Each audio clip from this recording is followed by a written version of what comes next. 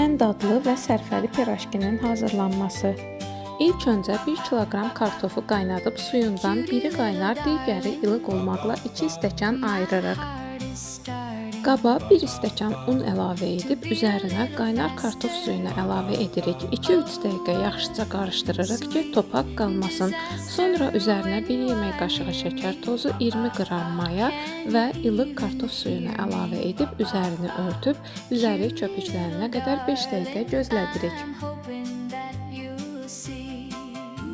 Sonra üzərinə 1 yemək qaşığı duz və 4 stəkan un əlavə edib yoğururuq. Sonda üzərinə 4 yemək qaşığı duru yağ əlavə edib 10 dəqiqə yoğururuq. Üzərinə örtüb mayalanmağa qoyuruq.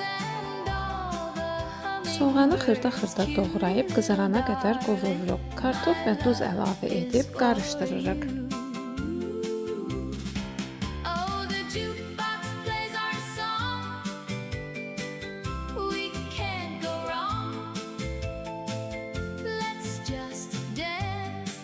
Xəmir mayalandıqdan sonra 30 ədəd kündə edirik.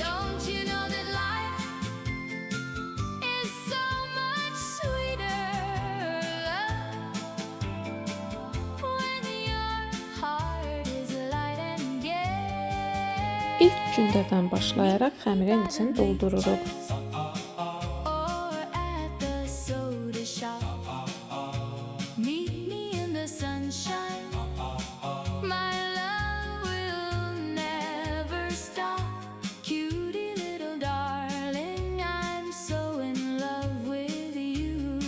Xəmiri tam qurtardıqdan sonra ilk düzəltdiyimiz pirajkidən başlayaraq qızardırıq.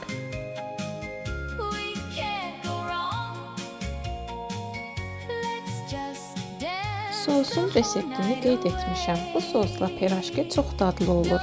Öncədən hamıya nuş olsun. Videomu bəyənib kanalıma abunə olmağı unutmayın. Hələlik.